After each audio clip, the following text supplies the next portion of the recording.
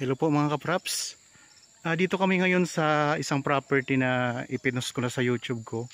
Ito yung 6486 square meters. Dito po sa bayan ng Liliw, Laguna. So katabi lang po ng kalsada mga kapraps. May kasama kami ngayong buyer. Nagtitripping po kami kaya ipipicture ko na rin po dito sa aking channel mga kapraps. Ayan po sila, yung sasakyan nila mga kapraps.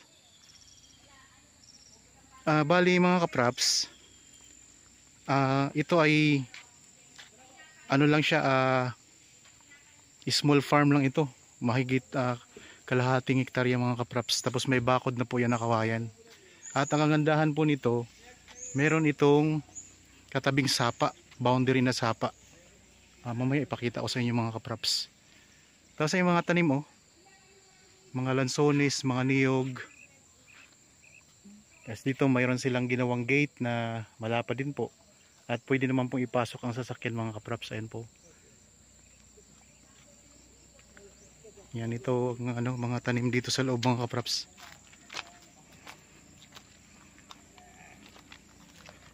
Magandang farmland ito. Patag ang lupa. Tapos meron siyang part ng lupa na pababa. So ayan po ang buyer natin mga kapraps kasama.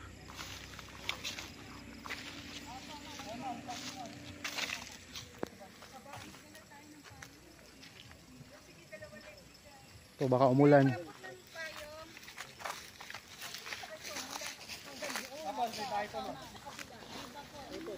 Dulo ko ng kawayan. Hindi takot na po yun. Boundary niya sapa.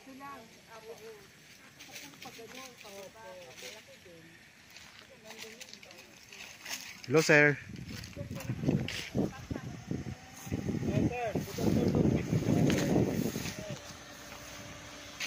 Ito yung mga tanim. Ay mga kapraps, may mga bulaklak na pala ang dito. Ang mga lansones may mga bulaklak na. Daming bulaklak mga kapraps. Tapos dito mayroon silang maliit na kubo na kawayan. Ayan. Ito may kubo na pwede yung tambayan.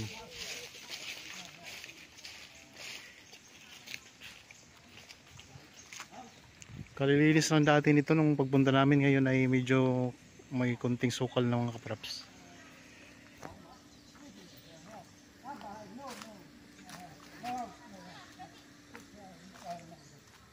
Kaya ni sir bumaba? Ha? May hagdan po na Kaya ni sir? Kaya? Kaya? Malakas pa yan. Malakas pa po yan. Yun may mga tanim na kawayan. May mga bulaklak na mga lansones. May mga na.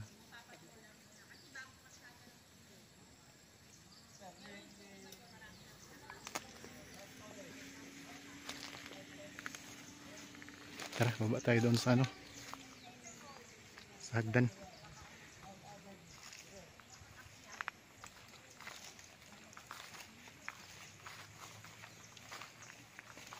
Sukal-sukal na yung nasa video ito.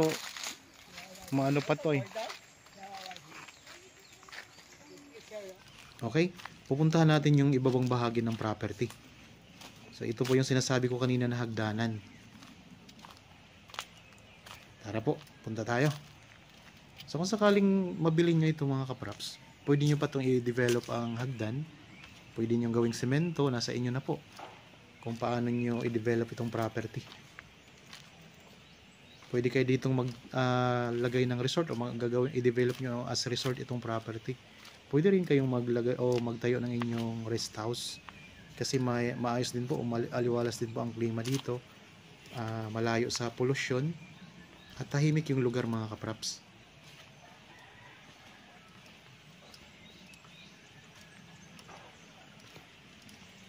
Okay, samahan nyo lang po ako hanggang sa matapos itong video mga kapraps.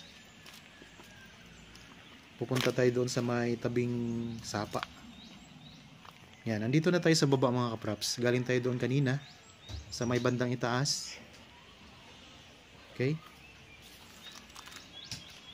Tapos dito po, ito po yung mababang bahagi ng property.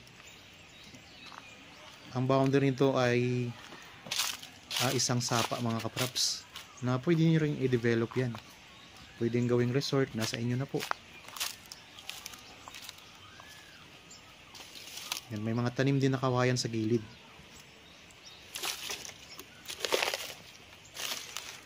Ito na po ang sapa. Palibot po yan, paikot yan mga kapraps.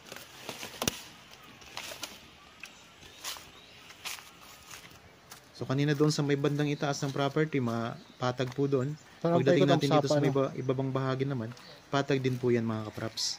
Tapos may mga tanim din ng mga lansones.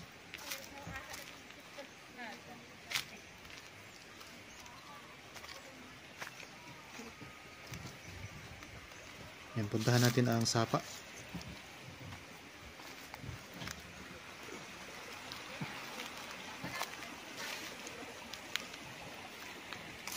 Ulitin ko lang mga kapraps ha. Ito'y matatagpuan natin sa bayan ng Liliw, Laguna. At ang sukat nito ay 6,486 Galing, paikot ang ilog no. square meters. Sapa. Ito ay titulado. Ang frontage po, pinakita ko sa inyo kanina, ay nasa 40 meters. May sakop na isang sapa mga kapraps sa bandang likuran. Dito na tayo ngayon sa bandang likuran ng property.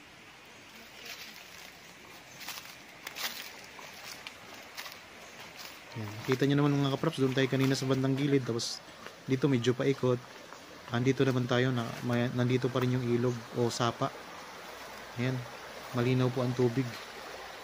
At tuloy-tuloy po ang agos niyan.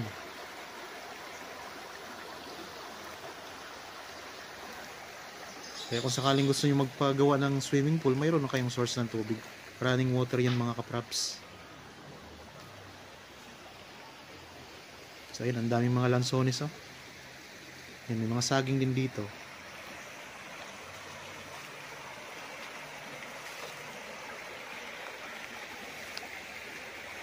So marami tayong mga viewers o mga buyers na naghahanap ng property na may source ng tubig. So ito yun mga kapraps oh, napakaganda nito.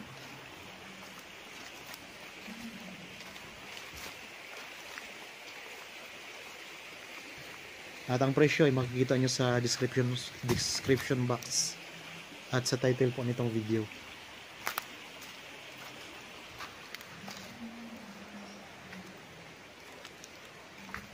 Yan, ito yung pinakasapa mga kapraps.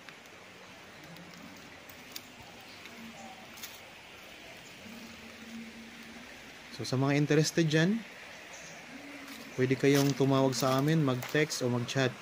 Tapos ang karagdagang mga detalye, pwede nyong itanong pa sa amin. At mababasa nyo rin naman po sa description box mga kapraps ang detalye nito.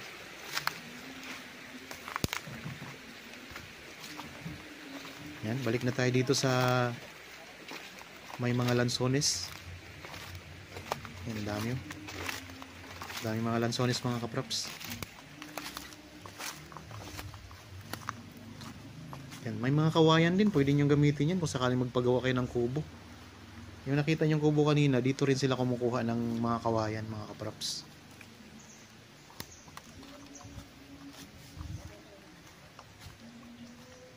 Yan, ang daming kawayan oh. Ngayon ko lang ito nakita. Yan, marami pang mga space ang lupa. Kung gusto nyo pang magtanim ng mga ibang mga prutas, pwede pa dito. Ayun, supo. May mga mabibili naman tayong mabilis mamunga. Rambutan, mga lansones, durian. Yan po ay mga pwede ditong itanim.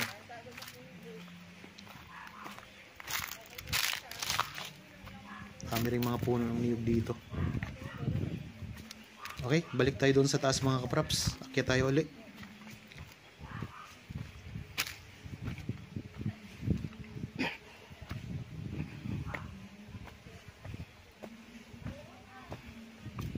Banayad lang po ang pag-akyat natin sa taas. Hindi siya matarik na slope mga kapraps.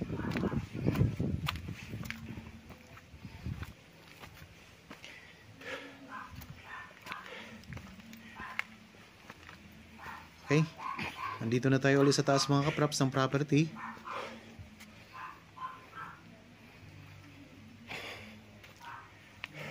Kung nagustuhan nyo po ito mga kapraps, pwede nyo itong i-share sa inyong mga kakilala na naghahanap pa ng property, mga kaibigan, mga kamag-anak na naghahanap ng gustong gawing investment. So isa ito sa magandang property mga kaprops na na-feature namin sa channel. Ito, pwede tayong tumambay muna dito. Yan. So pwede ka magkape dito mga kaprops. Ang sarap sa pakiramdam, no? Tapos ayan ang farm mo, matatanaw mo. Nasa inyo kung saan nyo gustong magtayo ng rest house. Dito sa itaas o kaya pwede rin doon sa bandang ibaba. Okay, sana po nagustuhan nyo ang property na in-offer ko sa inyo ngayon. Para po sa bago pa lang sa akin channel at napadaan naman po dito sa akin channel, huwag nyo pong kalimutang mag-subscribe at pindutin na rin po ang notification bell para maging updated kayo sa mga bagong property na i-offer po namin. Maraming salamat po. Lagi tayong mag-iingat at God bless po sa ating lahat mga kaprap.